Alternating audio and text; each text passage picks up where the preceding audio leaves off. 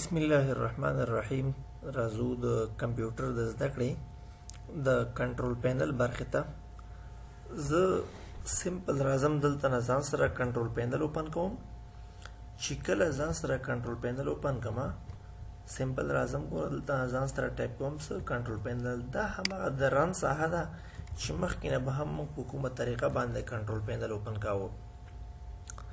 تاسو له ښکاري دا هغه د کنټرول پینل ټول اپشنونه دي چې د همدغه اپشنونو په اساس باندې موږ په مختلفو ځایونو کې تغییرات د کمپیوټر راوستلی شو. معنا دا چې سیټینګونه یې کولی شو. نن په ډېره مهمه موضوع باندې بحث کوو. زه سمپل راځم دلته نه کیبورډ باندې کلیک کوم. یعنی معنا دا چې نن زموږ او ستاسو د درس هغه لیکچر د کیبورډ په باره کې ده. یاد ساتئ دا کوم اپریټینګ سیستم یا وینډو چې ما سره په دې کمپیوټر کې موجوده ده دا وینډوز 10 ده. امکان دی ولري ستاسو د پی سي وینډوز 7 لږ دې سره فرق ولري او که د چا په کمپیوټر کې اپریټینګ سیستم هغه وینډوز 10 وي بیا بالکل سیم ټو سیم ده. بهرحال کار د ټولو یو شی ده، صرف هغه کنسپټ بس تاسو یو اندازه خوي. نو چې کله زه په کیبورډ باندې دلته کلیک وکړم سمپل راځم دلته نه کیبورډ باندې کلیک کوم. کیبورډ باندې مې کلیک وکړ تاسو ته ښکاري په دې کې ماله څو آپشن راغله. اوس راته یو راغله چې کریکټر ریپیټ او په دې کریکټر ریپیټ کې ما سره راغله ریپیټ ډیلی ریپیټ رایټ. یاد ساتئ ګوره بعضې وخت کې موږ ته د یو توري بار بار لیکل ضرورت دی. زه وواړم چې شل کراته دا د ا توری څنګه شي دا ټایپ شي ولیکل شي. که چېرته زه راشم دلته نه دا کریکټر ریپیټ کې ریپیټ ډیلی انتخاب کړم. دا زه راځم پر د مثال ما لانګ انتخاب کړم. یاد ساتئ د دې دپاره دغه ځای کې هم دا موږ چک کولی شو او له دې پرته د کمپیوټر په هر ځای کې چې بیا کله موږ لیکل کوو هلته موږ دا چک کولی شو تجربه کولی شو.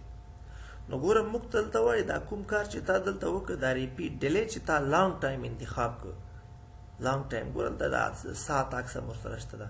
نو بیا څه وایي وایي کلیک هیر اینډ هولډ ډاون ا کی ټو ټیسټ ریپیټ ریټ. نو تعالی وایي دې ځای کې وځان سره څنګه ده دا چک چې آیا دا کار کوي که نه. زه راځم دا د ای توری چې کوم ده دا لس یا شل کړه دا پرینټ کوم. چې کله په دې ای باندې ما کلیک وکړه ګوره لومړی ځل چې کله ما دلته دې ځای کې دا ای انتخاب کړه ده دې یو اندازه ټایم ونیو. چې کله ګوره بیا راشم بیا دوباره بیا هم دا ای انتخابوم ګوره بیا هم یو اندازه ټایم ګوره نیولی ده. وخت واخلي مانه او له هغې نه وروستو بیا څنګه ده دا دویم کمال چې کوم دا خو بیا د دې ریپیټ ریټ دې پورې ریلیټډ ده. دا خو ما تیز انتخاب کړی ده.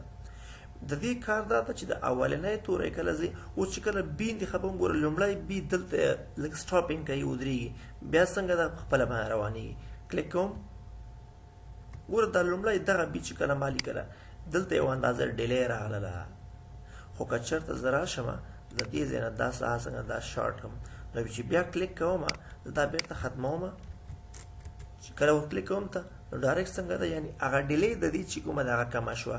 بیا راځم ګوره په بي کلیک کوم ډایرکټ ګوره چې کله په بي کلیک وکړم نو هغه لیکل هم څنګه شي هغه ورسره شروع شي. خو که چېرته راشم دا د دې ځای نه ګوره بېرته اوس استا کوم. چې کله ګوره بیا راځم سی لیکم سی باندې ګوره ما کلیک کړی مګر دلته څنګه د ټایم لانګ ده او دا یو اندازه څنګه ده سټاپ کوي ودرېږي. چې کله ګوره بیا کلیک کوم ګوره اوس دې ځای نه څنګه شو روان شو. نو دا چې هغه لومړی توری کله تاسو لیکئ د هغې او د راتلونکو تورو په مابین کې به څومره ډیلی راتلی شي. کوشش کوئ چې دا څنګه د شارټ ځان سره انتخاب کوئ چې وخت مو بچت شي. دویم ریپیټ ریټ ده. د ریپیټ ریټ نه معنا دا ده چې کله دا لیکل کېږي د یو کرکټر او د بل کرکټر په مابین کې به څومره هغه وخت راځي ټایم به راځي. نو څه کومه چې کله زه ګوره دلته لیکل کوم زه وایم پر دې مثال همدا اچ چې کوم د اچ دا دې ولیکل شي چې اچ باندې کلیک کوم ګوره اټومیټیکلي په خپله ژر ژر لیکلی کېږي. مګر که زه دلته راشم او د دې ریپیټ ریټ په مابین کې دلته دا فاست سلو انتخاب کوم.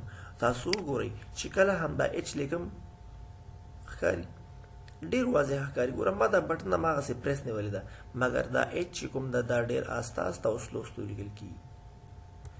خو که چېرته راشم د دې ځینې یوه اندازه میا نه راویږم ورته په دې شکل دې لیکلی کېږي نو بیا به څنګه شي چې کله دا لیکل زده کوم بیا به نه ډېر کویک او نه به ډېر څنګه وي سلو وي.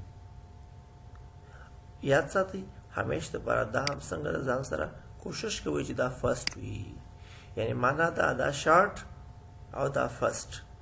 دا چې کوم لومړی تورې سټارټ کېږي موږ سره هغه دې باید ژر سټارټ سي، ډیلی دې نه کوي.